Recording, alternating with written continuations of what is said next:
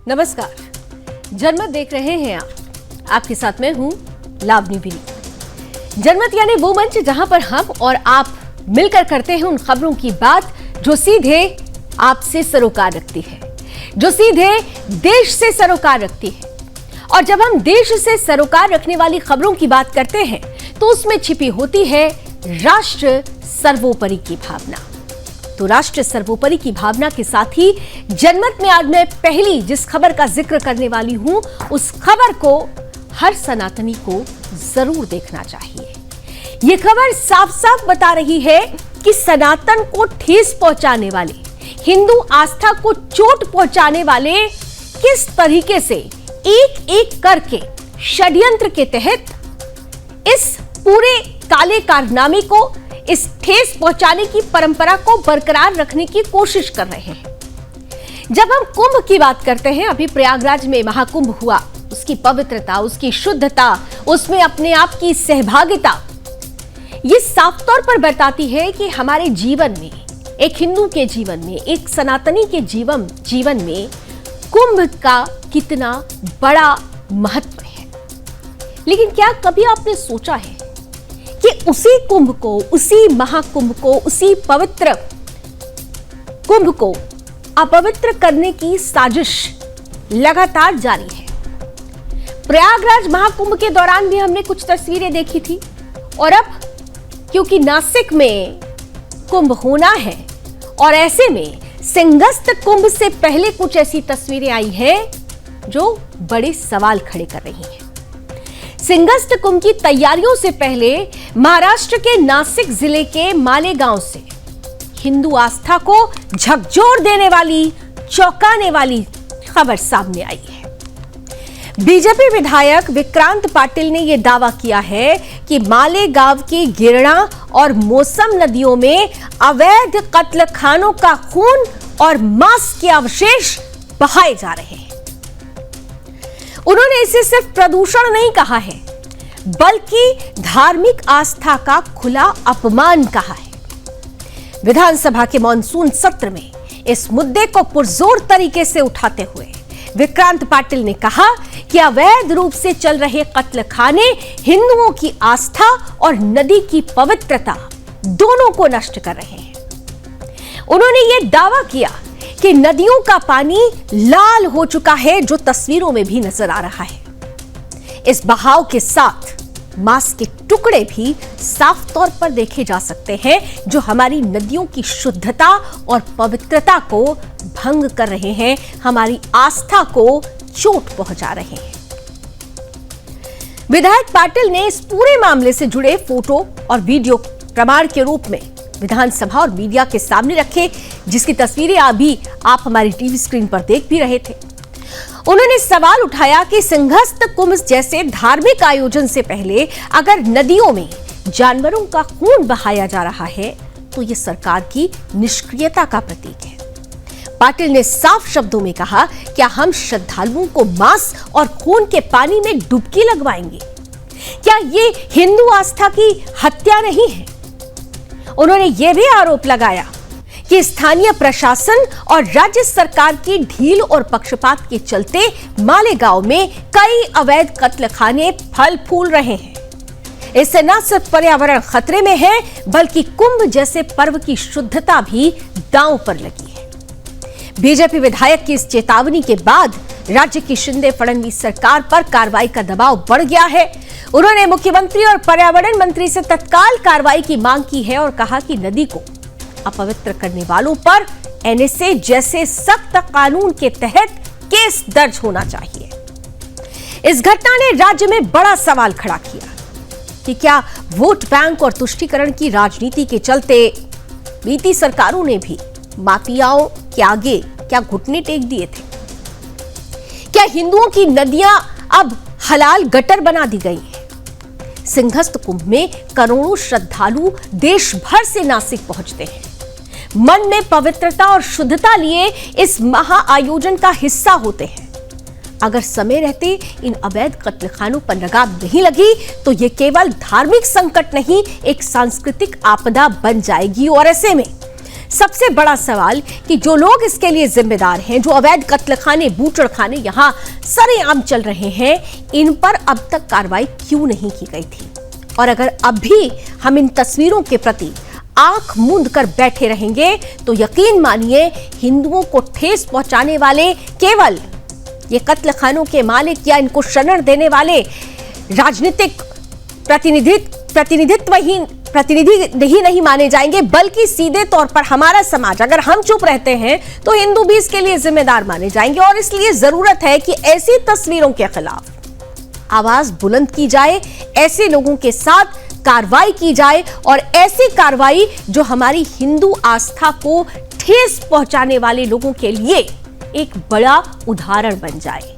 किस तरीके की प्रतिक्रिया इस पूरे तस्वीर के सामने आने के बाद आई है, आइए आपके सामने कुछ प्रतिक्रियाएं रखते हैं।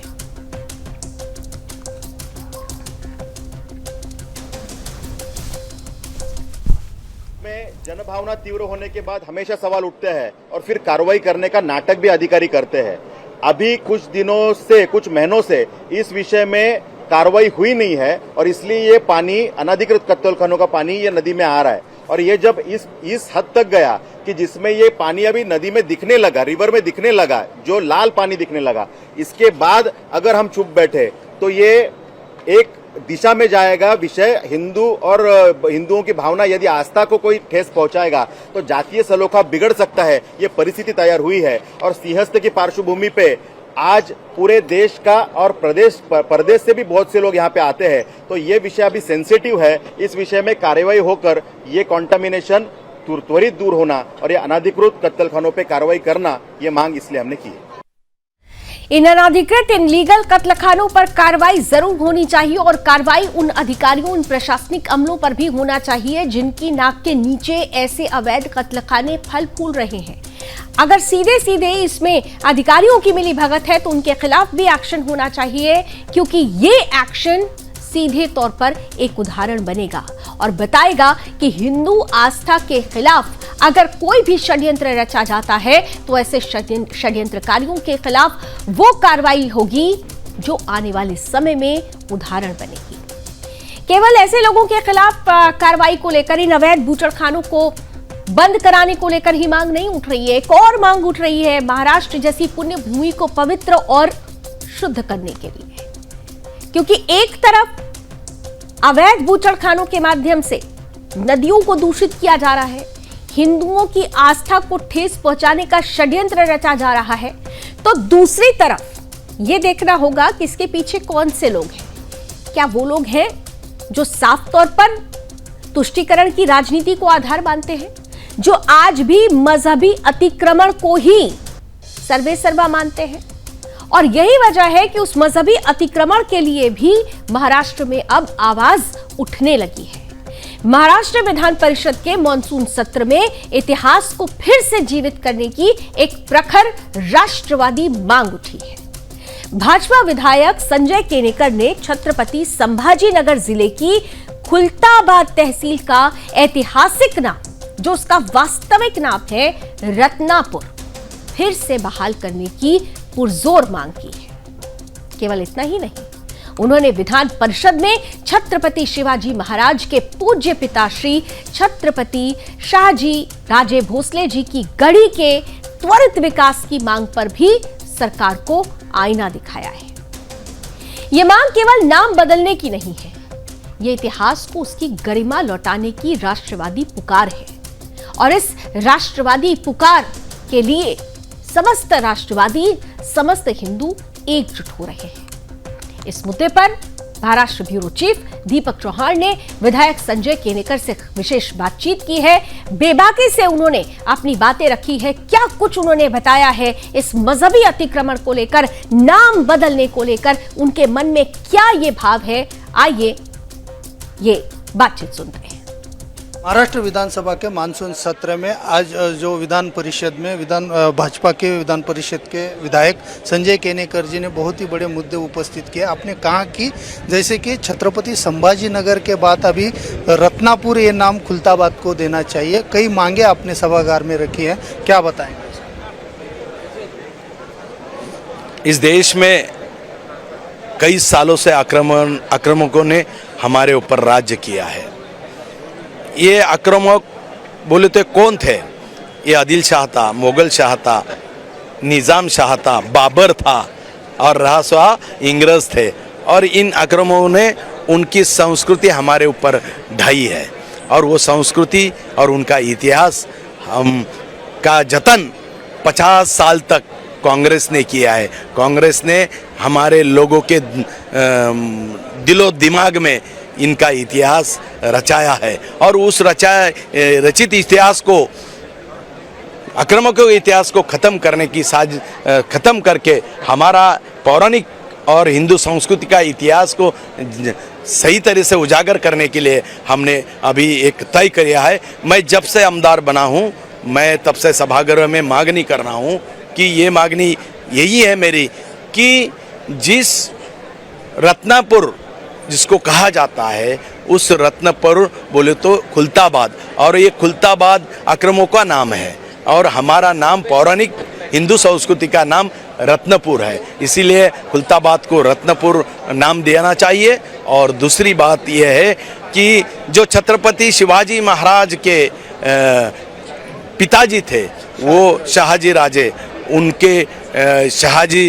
राजे की जो गढ़ी है उसकी दुरावस्था जो 50 साल में हुई है, उस दुरावस्था को दूर करना है, उसको नावलौकिक को लाना है। ये भूमिका को लेके हम काम कर रहे हैं। तीसरी बात, जो इतिहास हमको दिया है और जिस इतिहास के आस्था पर हम लोग काम कर रहे हैं, वो हमारे पूर्वज राजे बालोजी भोसले, राजे शाहजी भोसले सही देखे तो हिंदवी स्वराज की शपथ लेकर हिंदवी स्वराज के लिए लड़ा देने वाले छत्रपति शिवाजी महाराज, धर्म के लिए कैसा जीना और धर्म के लिए कैसा मरना, ये हिंदू धर्म रक्षक छत्रपति संभाजी महाराज और उनके साथ कई मौलों ने इस हिंदवी स्वराज्य के लिए काम किया है। उनकी सही तो निशाने गायब हो गई है। लेकिन केनेकर जी, जैसे कि आपने रत्नापुर का उल्लेख किया, वैसे ही छत्रपति संभाजी नगर में कई ऐसे गांव हैं जिनके कई सुल्तानपुर है, बदनापुर है, ये पूर करके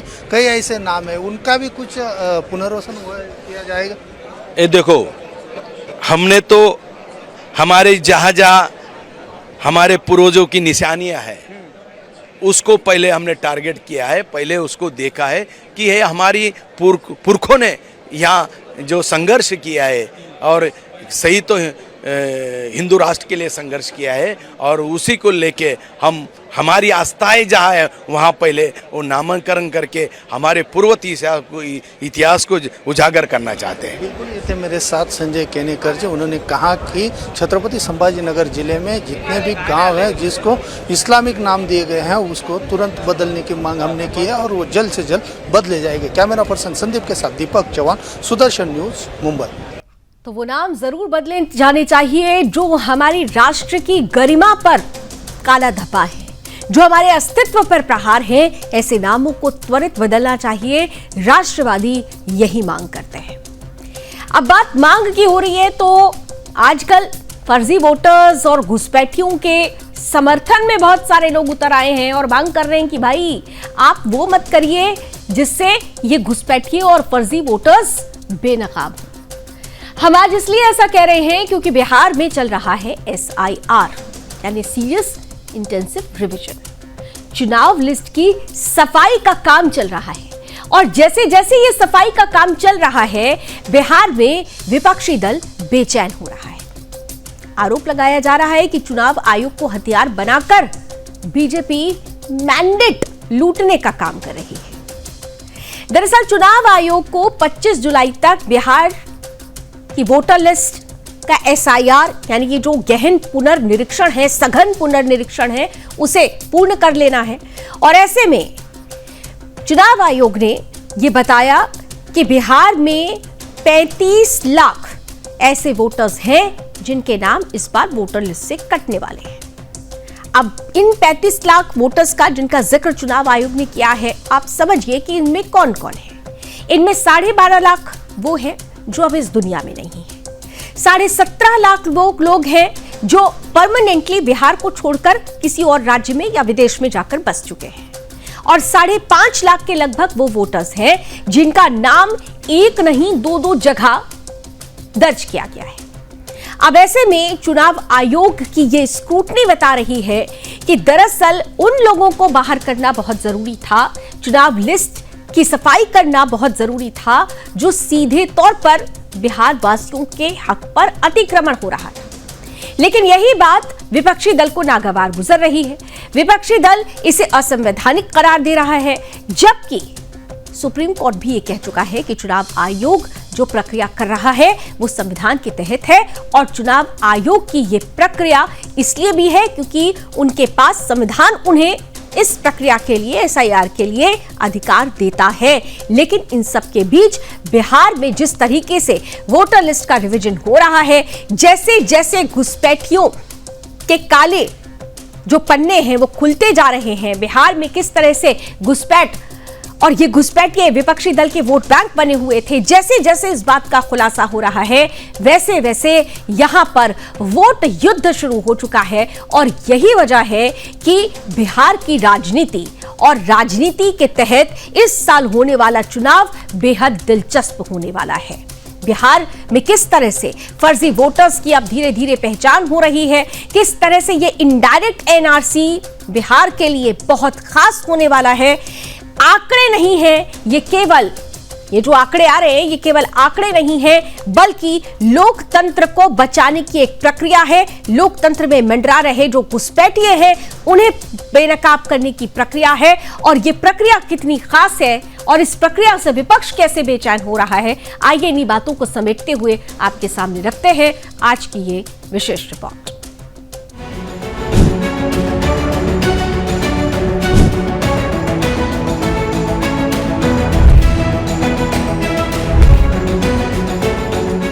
बिहार में विधानसभा चुनाव से पहले इस बार सिर्फ लिस्ट रिवीजन का काम नहीं किया जा रहा है, बल्कि वोटर गहन पुनरीक्षण का काम भी हो रहा है, जिसके तहत चुनाव आयोग ने अब तक के सर्वे में करीब 35 लाख फर्जी वोटर्स के नाम लिस्ट से काटे जाने के संकेत दिए हैं। बिहार में चुनाव से पहले SIR यानी स्पेशल इंटेंसिव रिवीजन का काम किया जा रहा है। ये काम वास्तव में इनडायरेक्टली जनता NRC ही है, जिस पर सुदर्शन न्यूज ने सघन अभियान चलाया और लोगों को देश में छिपे घुसपैठियों के प्रति जागरूक किया। आज SIR के जरिए जो काम सरकार कर रही है, हम इस पर पहले से ही आवाज उठाते चले आए हैं। हमारे देश के अलग अलग हिस्सों को दीमक की भांति खोखला कर रहे बांग्लादेशी रोहिंग्या घुसपैठिए जो फर्जी वोटर बनकर हमारे देश के सिस्टम को खोखला करना चाहते हैं, ये भारत में रहने वाले अपने मुस्लिम रिश्तेदारों द्वारा ही भारत में बसाए जाते हैं, जिनके खिलाफ महाराष्ट्र चुनाव से पहले सुदर्शन न्यूज ने अभियान चलाया, जिसका नतीजा ये रहा कि महाराष्ट्र में निष्पक्ष चुनाव हो सके। वहीं बिहार में इसी साल विधानसभा चुनाव होने वाले हैं। उससे पहले चुनाव आयोग की ओर से SIR करवाया जा रहा है और इस बीच पुनरीक्षण के काम में ढिलाई के मामले में बेगूसराय जिले के बरौनी प्रखंड के नूरपुर पूर्वी मतदान केंद्र में एक BLO वजाहत अली फारूकी को निलंबित कर दिया गया है। अधिकारी के साथ उसकी बातचत का जो वीडियो वायरल हो रहा है वो पहले आपको सुनवाते हैं। 1382 मिला है। और वितरण कितना किया? वितरण हुआ 220 और संग्रहण कलेक्शन कितना किए? ऑप्शन 2 हुआ। इस कॉल रिकॉर्डिंग में ब्लॉक की महिला अधिकारी द्वारा पूछे जाने पर वजाहत बताता है कि उसको 1382 आवेदन मिले थे, जिनमें से 220 का उन्होंने वितरण किया और केवल 2 ही कलेक्ट हो पाए, यानी 1162 फॉर्म वितरित ही नहीं हुए और जो वितरित हुए उनमें से केवल 2 फॉर्म ही कलेक्ट किए गए। मतलब ये कि 1382 में से 1380 वोटर उस इलाके के ऐसे हैं जो अपना कागज दिखाना नहीं चाहते या उनके पास कागज है ही नहीं, क्योंकि BLO स्थानीय होता है और उसे अपने क्षेत्र के हर वोटरों की जानकारी होती है। उसे भी सच्चाई पता है कि क्षेत्र में घुसपैठिए हैं, इसलिए वह फॉर्म ही वितरित नहीं कर रहा। इस हिसाब से कह सकते हैं कि बिहार में चुनाव आयोग ने जिन 35 लाख फर्जी वोटरों के नाम काटने के संकेत दिए हैं, उनमें से 99.86% घुसपैठिए हैं। Bureau report, Sudarshan news.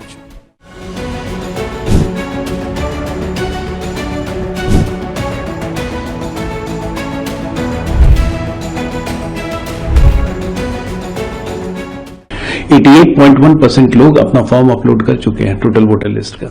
उसके बावजूद भी विपक्ष को परेशानी है, पेट में दर्द हो रहा है, तो स्वाभाविक है। बिहार के मतदाता सूची में अगर कोई बांग्लादेशी है, अगर कोई म्यांमार से है या कोई पाकिस्तान से है और वो मतदाता नहीं है, अगर सूची में है, तो ये जिम्मेवारी चुनाव आयोग पर है और गहन पुनरीक्षण में चुनाव आयोग ऐसे मतदाताओं को निकाल रहा है।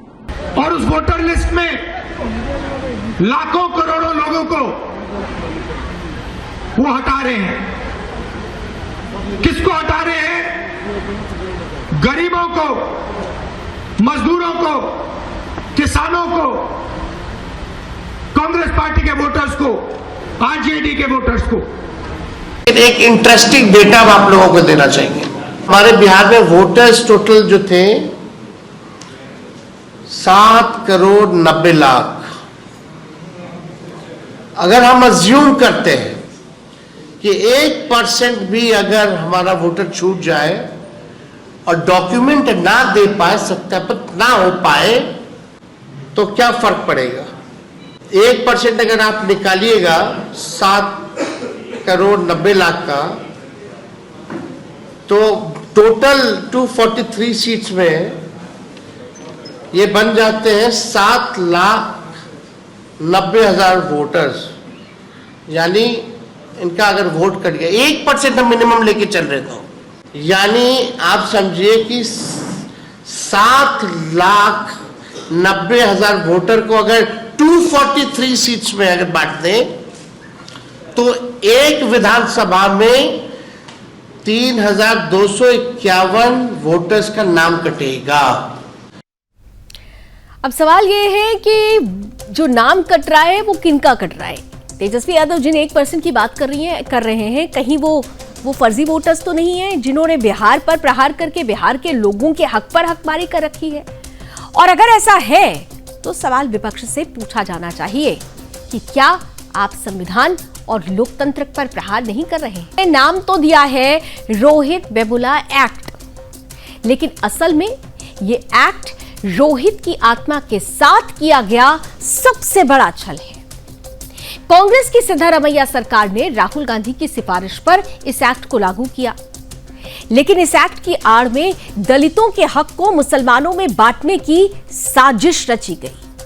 कथित तौर पर यह एक्ट जातीय भेदभाव रोकने के लिए लाया गया, लेकिन इसमें दलितों के साथ मुसलमानों को भी जोड़ दिया गया। यानी आरक्षित नहीं बल्कि अनारक्षित वर्गों को टारगेट करने का राजनीतिक षड्यंत्र। 94% आबादी को एक्ट में शामिल करके 6% को विलन बना दिया गया। SC/ST के लिए पहले से कानून मौजूद है, लेकिन मुसलमानों के लिए संविधान के तहत ऐसे कानून नहीं बन सकते थे। इसलिए कांग्रेस ने बड़ी ही चालाकी से रोहित के नाम का इस्तेमाल किया और मुसलमानों को फायदा पहुंचाने वाला कानून बना दिया। यानी नाम दलित का और हक मुसलमान का। यह एक्ट नहीं, दलित अधिकारों का बंटवारा और लव जिहाद, धर्मांतरण को बढ़ावा देने वाला औजार है। और अब समय है सच्चाई जानने का, इस एक्ट की असली मंशा को बेनकाब करने का। इस एक्ट की असली मंशा है क्या? आइए आपको विस्तार से बताते हैं हमारी आज की इस स्पेशल रिपोर्ट में।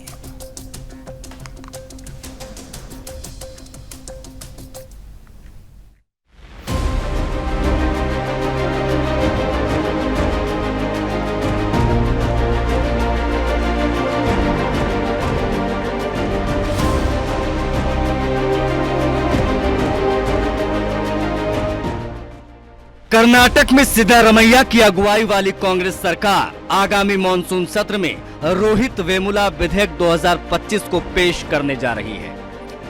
दावा किया जा रहा है कि ये कानून SC/ST, OBC और अल्पसंख्यक समुदायों को उच्च शिक्षण संस्थानों में होने वाले भेदभाव से बचाने के लिए है, लेकिन हकीकत में ये विधेयक एक षड्यंत्र है। दलित हिंदुओं के नाम पर मुसलमानों को लीगल शील्ड देने के लिए ये षड्यंत्र किया जा रहा है। इस विधेयक के तहत सिर्फ सामान्य वर्ग को छोड़कर बाकी सभी को विशेष संरक्षण दिया गया है। SC/ST, OBC और मुस्लिम यानी सामान्य वर्ग के हिंदू छात्रों के खिलाफ किसी भी मुस्लिम छात्र की एक तरफा शिकायत पर न सिर्फ केस दर्ज होगा बल्कि जेल की सजा और भारी जुर्माना भी भुगतना होगा। बिना सबूत और बिना सुनवाई के। पहली गलती पर 1 साल की जेल और 10,000 रुपए का जुर्माना और दोबारा गलती पर 3 साल की जेल और 1 लाख तक का जुर्माना। इतना ही नहीं, जिस संस्थान में यह भेदभाव हुआ उसकी फंडिंग रोक दी जाएगी और सीधे पीड़ित को मुआवजा मिलेगा। अब सोचिए, अगर किसी मुस्लिम छात्र ने जानबूझकर सामान्य वर्ग के हिंदू छात्र पर झूठा आरोप लगाया तो क्या होगा? जब तक निर्दोष साबित ना हो जाए तब तक वो छात्र दोषी ही माना जाएगा। कौन देगा उस मासूम छात्र की जिंदगी का हिसाब? साफ है, ये कानून दलितों के नाम पर लाया गया, लेकिन लाभ मुसलमानों को देने की तैयारी है और यही कांग्रेस की अहिंदा रणनीति है। अल्पसंख्यक हिंदू, पिछड़ा वर्ग और दलितों को गठजोड़ बनाकर मुस्लिम तुष्टीकरण करना। 2015 की जनगणना में मुसलमानों को ओबीसी में शामिल करने की सिफारिश और अब रोहिल वेमुला एक्ट में मुसलमानों को विशेष दर्जा, ये कांग्रेस की वोट बैंक की घिनौनी राजनीति का हिस्सा है। सवाल ये भी है कि जब पहले से ही SC/ST एक्ट मौजूद है तो इस नए एक्ट की आवश्यकता क्यों है? वो इसलिए है ताकि मुसलमानों को SC/ST वाला दर्जा दिया जा सके, उसमें हक का बंटवारा किया जा सके। इस एक्ट में कहीं भी इस बात का जिक्र नहीं है कि मुसलमान छात्र यदि दलित छात्र का शोषण करेगा तो क्या उस पर ये कानून लागू होगा या वही पुराना SC/ST कानून से ही काम चलेगा। इस एक्ट के जरिए कांग्रेस अब हिमाचल और तेलंगाना जैसे अन्य कांग्रेस शासित राज्यों में भी इसे लागू कर सकती है। मतलब देश भर में हिंदू छात्रों को दबाने का लीगल सिस्टम खड़ा किया जा रहा है। अंत में सबसे बड़ा सवाल, क्या कांग्रेस को हिंदू दलितों की चिंता है या सिर्फ मुसलमान वोटों की भूख? क्या कांग्रेस मुस्लिमों के लिए दलितों का भी हक मानना चाहती है? क्योंकि सच्चाई यही है, जो दलित नहीं था उसके नाम पर एक्ट बना और फायदा मिलेगा उनको जो पहले से विशेष दर्जे में। क्या यही है सामाजिक न्याय या कांग्रेस की एक और संवैधानिक साजिश?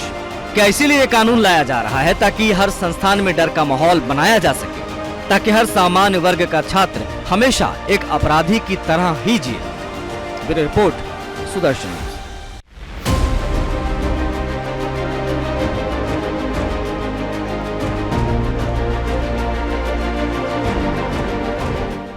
तो सवाल यही है कि तुष्टीकरण की राजनीति के लिए किस हद तक गिरेंगे? अब तो साफ तौर पर उनकी ही हकमारी हो रही है जिनके लिए कहते हैं कि सबसे ज्यादा आवाज उठाते हैं, लेकिन उन्हीं को हथियार बनाकर फायदा मुसलमानों को पहुंचाने का किया जा रहा है। इस राजनीति को क्या कहेंगे? अब बात राजनीति की हो रही है तो जब राजनीति की लड़ाई संस्कृति पर हमला करने लगे, जब विचारधारा इमारतों से टकरा जाए और जब पड़ोसी मुल्क अपनी साझा विरासत को मिटाने पर उतारू हो जाए, तब सवाल उठता है कि क्या ये महज सत्ता की जंग है या सोच का बंटवारा? सत्यजीत रे का घर टूटा, लेकिन किसके इशारे पर? भारत के महान फिल्मकार, विश्वविख्यात कला पुरुष सत्यजीत रे का पुश्तैनी घर, जो इस वक्त जिसकी तस्वीरें आपकी टीवी स्क्रीन पर है। ये घर जो किसी वक्त में सांस्कृतिक धरोहर माना जाता था, आज मलबे में तब्दील हो चुका है। यूनुस सरकार का दावा है कि यह इमारत जर्जर थी, तोड़ने की अनुमति दी गई थी। लेकिन क्या इमारतें केवल ईंट और पत्थर होती हैं? क्या किसी महान कलाकार की विरासत इतनी सस्ती हो गई कि उसे बिना संवाद, बिना चर्चा, सिर्फ एक आदेश पर मिटा दिया जाए? सत्यजीत रे का घर बंगाल की साझा संस्कृति का प्रतीक था, भारत और बांग्लादेश की कला सभ्यता का जीवित दस्तावेज। यूनुस सरकार ने इस विरासत को तोड़कर एक बड़ा राजनीतिक संदेश दिया है कि हम अब उस अतीत से नाता तोड़ रहे हैं जिसमें भारत की छाया।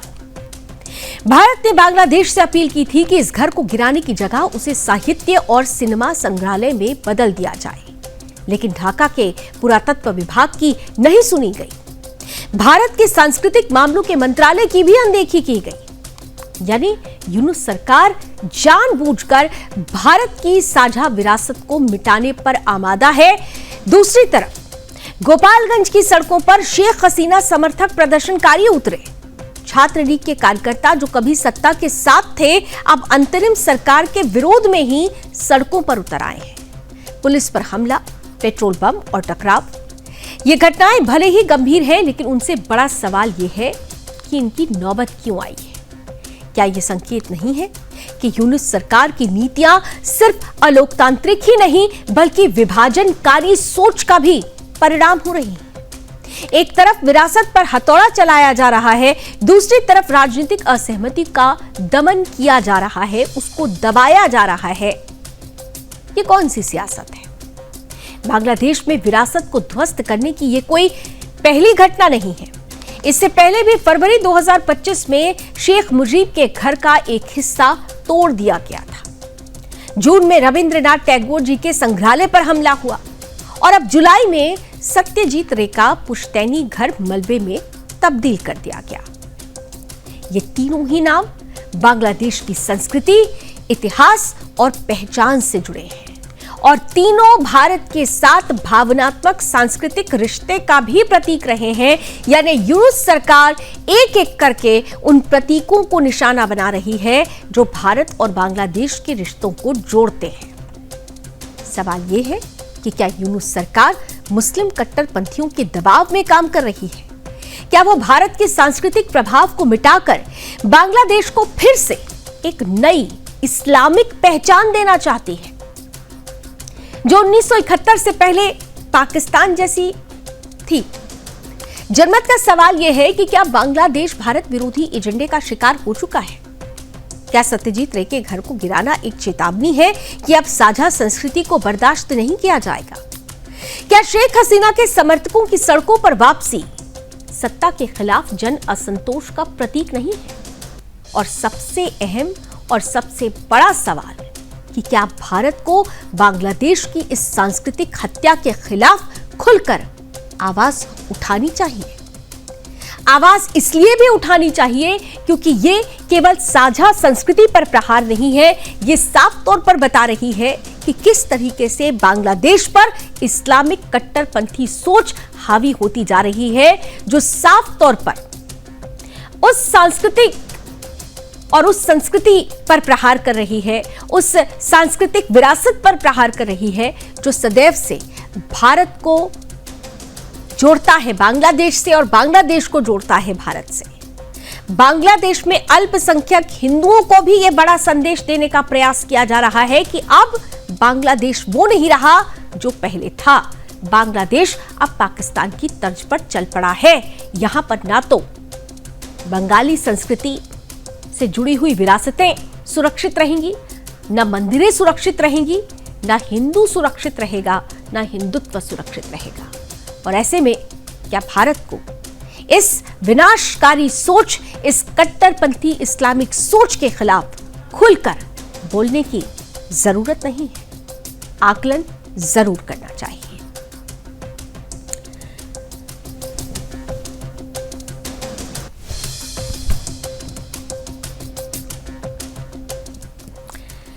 तो अब जब आकलन और विश्लेषण की बात आ रही है तो एक तरफ तो बांग्लादेश की तस्वीर है जिसे देखकर हम उम्मीद करते हैं कि भारत सरकार इस पर खुलकर बात करेगी, अपनी तथ्य और अपनी बातें रखेगी। लेकिन दूसरी तरफ भारत ने अमेरिका को एक बार फिर से खुलकर एक बात समझा दी है कि किसी भी तरीके से भारत की संस्कृति पर अगर कोई प्रहार होता है, अगर भारत की संस्कृति पर किसी तरीके का ठेस कोई पहुंचाने का प्रयास करता है तो ये भारत बर्दाश्त नहीं करेगा।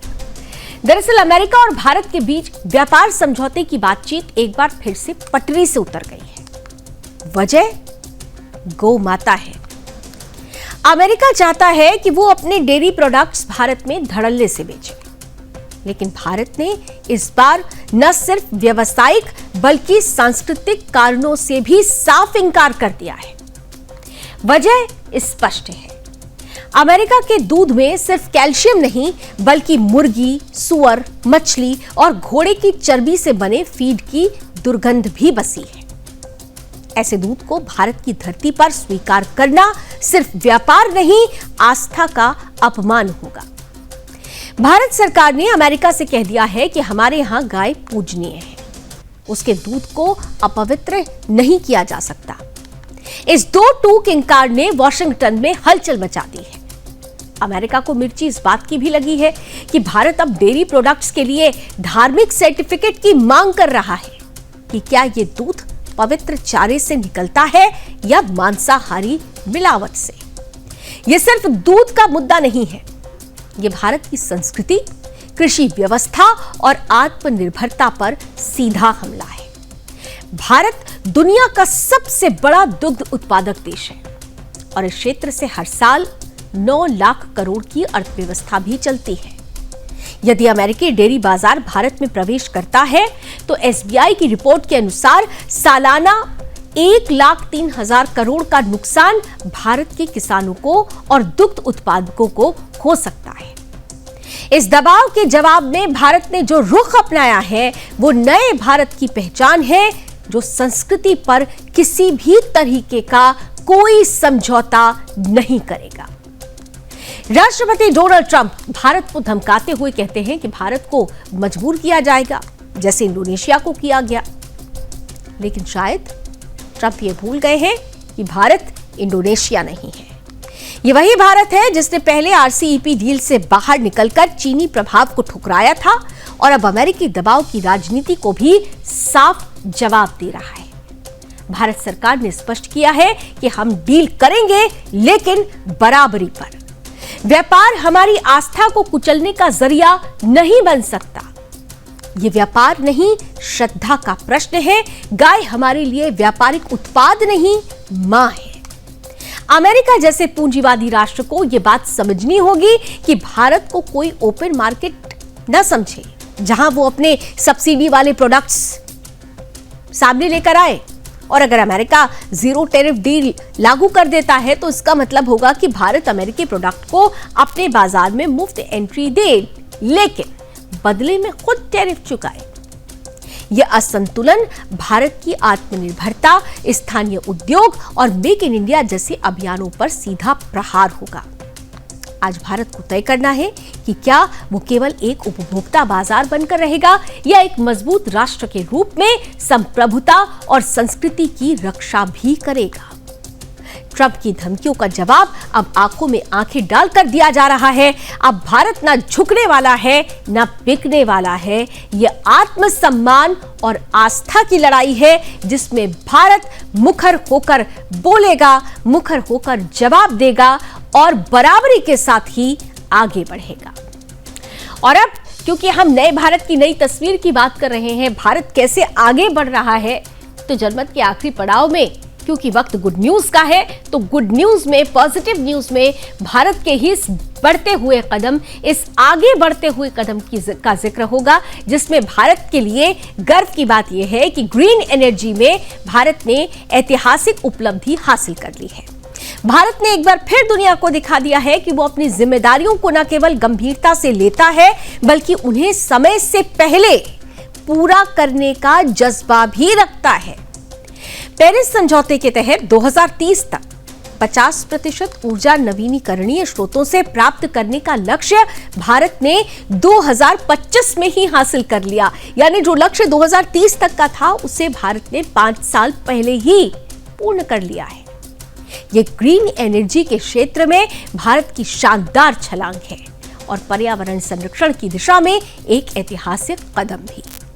सौर, पवन, जल विद्युतीय और बायोमास जैसे स्वच्छ ऊर्जा स्रोतों में भारत की अभूतपूर्व प्रगति ने न केवल देश की ऊर्जा जरूरतों को हरा भरा बनाया है, बल्कि लाखों नौकरियां भी सृजित की हैं और जीवाश्म ईंधन पर निर्भरता को कम भी किया है।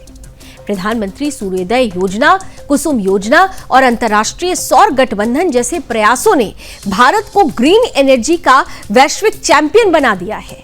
ये उपलब्धि भारत के लिए गर्व का पल है, जो न केवल अपने नागरिकों के लिए सतत भविष्य का निर्माण कर रहा है, बल्कि जलवायु परिवर्तन के खिलाफ वैश्विक लड़ाई में एक प्रेरणादायक उदाहरण भी पेश कर रहा है। भारत का ये कदम पूरी दुनिया को दिखाता है कि दृढ़ संकल्प और नवाचार के साथ बढ़े लक्ष्य समय से पहले हासिल किए जा सकते हैं। ये नया भारत है जो लक्ष्य और उद्देश्य एक लेकर चलता है विजयी होने का। और यही वजह है कि जब आपका उद्देश्य और लक्ष्य निश्चित होता है तो समय से पहले उसे हासिल करने के लिए ईश्वर भी आपके लिए राह आसान कर देता है। इसी खूबसूरत तस्वीर के साथ जनमत में अभी बस इतना ही। देश और दुनिया की तमाम खबरों के लिए आप जुड़े रहिए सुदर्शन न्यूज के साथ। जय हिंद।